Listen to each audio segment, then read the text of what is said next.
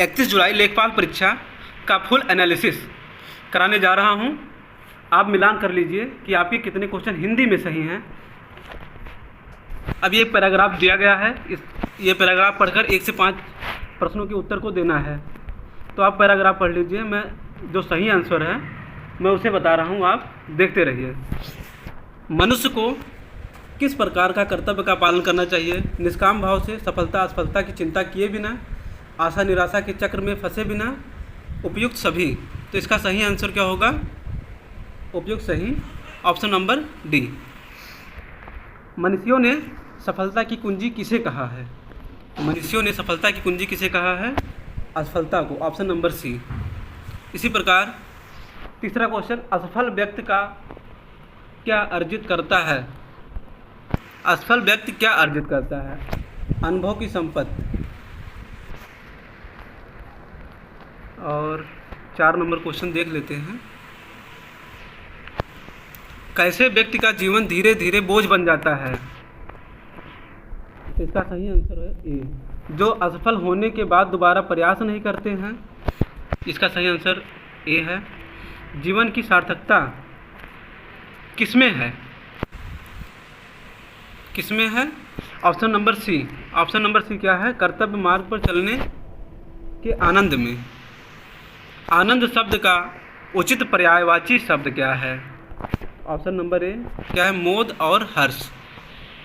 अपना पराया कौन सा समास है? कौन से समास का उदाहरण है? द्वंद्व समास का। निम्नलिखित में से सही संधि विच्छेद का चयन कीजिए। तो ऑप्शन नंबर सी, वीर धन अंगना वीरांगना। कब्र में पैर लटकाना मुहावरे का सही अर्थ है। तो मृत्यु के समीप होना, मृत्यु के समीप होना। क्वेश्चन नंबर 10, निम्नलिखित में से शलाका शब्द का तद्भव रूप है। शलाका शब्द का तद्भव रूप सलाई है। 11 नंबर प्रश्न, निम्न में से किस शब्द की वर्तनी सही है? तो इसका होगा लालायित। 11 का सी होगा। इसी प्रकार 12 देख लेते हैं। निम्नलिखित शब्दों पर विचार कीजिए। अधोगति, उज्ज्वल, विस्मरण, हितैषी। किस विकल्प में सभी शब्द शुद्ध वर्तनी के हैं? अधोगति ये गलत लिखा गया है, उज्ज्वल भी गलत लिखा गया है, विस्मरण सही है और हितैषी सही है। तो सरकारी नहीं, ऑप्शन नंबर सी सही है। निम्न में से कौन सा शब्द स्त्रीलिंग नहीं है? स्त्रीलिंग कौन सा नहीं है? ऑप्शन नंबर डी, संबल।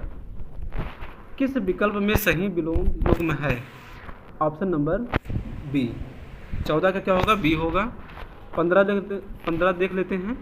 जीवन पति का समानार्थी शब्द है। जीवन पति का समानार्थी शब्द क्या है? यमराज। Option number A. जिसे ज्ञानेंद्रियों से अनुभव न किया जा सके। अनेक शब्दों के लिए एक शब्द है, तो इसका देख लेते हैं। इसका क्या होगा? अति इंद्रिय। इसका होगा अति इंद्रिय, ऑप्शन नंबर ए। इसी प्रकार आगे देख लेते हैं। निम्न में से कौन सा शब्द पुल्लिंग है? पुल्लिंग कौन सा शब्द है? इसमें जो विवाह है ये पुल्लिंग है, ऑप्शन नंबर सी। पंखा का बहुवचन क्या होगा? पंखा का बहुवचन पंखे होगा, ऑप्शन नंबर डी। दुशासन का संधि विच्छेद होगा, दुशासन का संधि विग्रह होगा। क्या होगा? Option number C. Option number C में क्या है? दुधन शासन। अब हम देख लेते हैं 20 नंबर प्रश्न। निम्नलिखित में से तत्सम है। तत्सम क्या है? अक्षर। निम्नलिखित में से कौन सा वाक्य अशुद्ध है? इसमें ऑप्शन नंबर डी होगा। आप देख लीजिएगा पढ़ के। खग जाने खग की भाषा का अर्थ क्या है? समान प्रवृत्ति वाले ही एक दूसरे की बात को समझते हैं। समान प्रवृत्ति वाले ही एक दूसरे की बात को सराहते हैं, समझते हैं। हरिमोहन को रुपये देता है रेखांकित शब्द का कारक है। ऑप्शन नंबर सी। अरुण शब्द का अनेकार्थी शब्द है। ऑप्शन नंबर बी, प्रातःकालीन सूर्य सिंदूर। 25 नंबर क्वेश्चन देख लेते हैं। आज की सभा में अनेकों लोग उपस्थित थे, वाक्य में किस प्रकार की अशुद्धि है? ऑप्शन नंबर सी, अनेकों लोग। इसी प्रकार से हम और भी एनालिसिस कराएंगे जीएस का, मैथ का। आप मेरे साथ बने रहिए। अगर वीडियो अच्छा लगा तो चैनल को सब्सक्राइब कीजिए। अभी थोड़ी देर में और सभी का मैं वीडियो बना के अपलोड कर दूंगा, आप देखते रहिए। धन्यवाद, आपका दिन शुभ हो।